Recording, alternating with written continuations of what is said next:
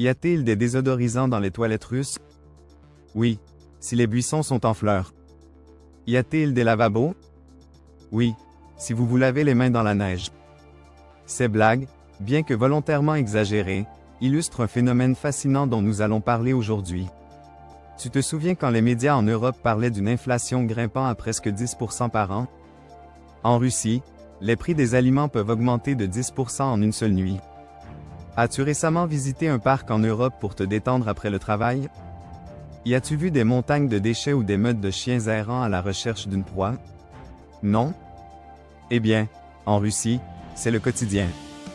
Le niveau de pollution des rues est dramatique, surtout ces 2 dernières années depuis que les travailleurs étrangers ont cessé d'y venir. Cela peut sembler absurde, mais peux-tu imaginer devoir lutter contre des rats de la taille d'un chat pour de la nourriture en Europe? En Russie, c'est une réalité. Moscou et Saint-Pétersbourg sont le théâtre de véritables combats entre les habitants et ces rats géants qui volent leurs provisions d'hiver. Ils sont si gros et malins qu'ils peuvent sauter à plus d'1 mètre de haut, et ni les poisons ni les pièges ne fonctionnent contre eux. Tu te souviens quand la moitié de l'Europe critiquait un politicien qui avait promis de ne jamais augmenter les impôts, avant de les augmenter lui-même? En Russie, la télévision ment aussi, mais à une échelle bien plus grande. Tiens, écoute ça et juge par toi-même. Tu as sans doute entendu parler de la catastrophe des pétroliers russes en mer Noire, provoquant une énorme marée noire. Mais savais-tu que les médias russes encouragent les gens à manger les poissons contaminés? Pire encore, le gouvernement russe a offert des vacances aux enfants handicapés sur ces plages polluées, parce que c'était moins cher. Arrives-tu à mesurer l'ampleur de cet absurde? Si tu veux entendre d'autres faits surprenants, reste avec moi encore un instant. La vie en Russie, une réalité saisissante en Europe, on se plaint parfois des chauffards, mais soyons honnêtes, ce sont des cas isolés, et nos routes restent sûres. En Russie, c'est la loi de la jungle. Les infractions au code de la route et les bagarres entre automobilistes sont quotidiennes.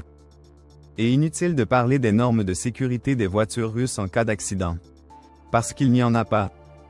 Quand tu finis l'école en Europe, tu es libre de choisir ton avenir. En Russie, tu es souvent envoyé de force à l'armée. Poursuivre ses rêves et ambitions est un luxe réservé aux enfants des oligarques. Comme le dit un célèbre mème, Monsieur Sacha, les rêves sont pour les dirigeants. Pour vous, c'est l'armée et les cafards. Et si vous cherchez de l'aventure, bienvenue en Ukraine. Russie vs Europe, un fossé immense. T'imagines-toi marchant dans une ville russe. L'air est plus lourd, les bâtiments sont oppressants, les visages moins souriants. En Europe, malgré nos plaintes, nous avons toujours un certain niveau de vie qui nous permet de fonctionner correctement. En Russie, le quotidien est tout autre. En Europe, même un travailleur au salaire minimum peut se permettre de faire ses courses au supermarché et d'acheter des fruits, des légumes et de la viande à des prix raisonnables. En Russie, ces produits sont souvent des luxes. Le prix de la viande est exorbitant, et les produits laitiers et légumes sont inaccessibles pour de nombreuses familles. Résultat, l'alimentation d'un Russe moyen est bien plus pauvre que celle d'un Européen. Liberté d'expression? Oublie ça. En Europe, on peut critiquer le gouvernement, écrire des commentaires négatifs en ligne, manifester.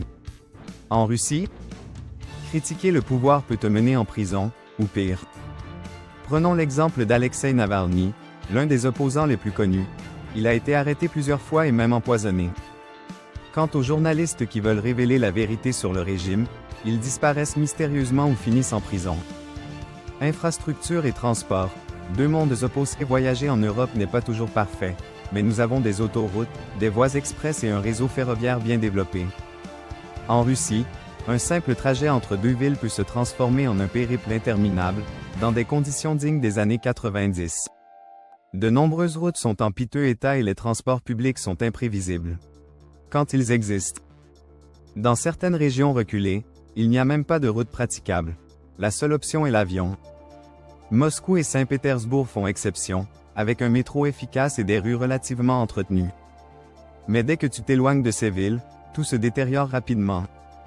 Dans certaines petites villes, le seul moyen de transport est un bus délabré qui passe 1 ou 2 fois par jour. Logement, exiguïté contre confort. En Europe, les prix de l'immobilier augmentent, mais le niveau de vie reste largement supérieur à celui de la Russie.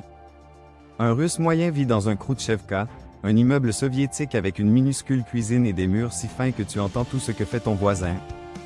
Beaucoup vivent encore dans des communalka, des appartements partagés où chaque famille a une chambre, mais où la cuisine et la salle de bain sont communes. Intimité? Oublie ça. En Europe, il est normal d'avoir son propre appartement ou studio, même en location. Vie en Russie, stagnation au lieu de progrès. L'Europe, malgré ses défis, est un endroit où les gens peuvent poursuivre leur passion, monter leur entreprise, voyager et profiter de la vie. En Russie, on ressent un profond sentiment de stagnation. Startups. En Europe, elles poussent comme des champignons. En Russie, si tu n'es pas proche du gouvernement, ton entreprise peut être confisquée sous prétexte d'influence étrangère. Voyage. En Europe, partir un week-end à Prague, Berlin ou Barcelone est normal. En Russie, entre les sanctions et la fermeture des vols internationaux, voyager hors du pays est un luxe réservé à une élite. Sortie nocturne? En Europe, les bars et clubs vibrent jusqu'au matin. En Russie, à part à Moscou et Saint-Pétersbourg, la plupart des villes s'éteignent après 22 heures. Une dernière réflexion. Bien que proches géographiquement, la Russie et l'Europe ont suivi des chemins totalement différents. Les différences d'aujourd'hui sont le fruit de ces histoires distinctes. Alors, si un jour tu te plains de l'Europe, souviens-toi, ça aurait pu être bien pire. Tu aurais pu naître en Russie.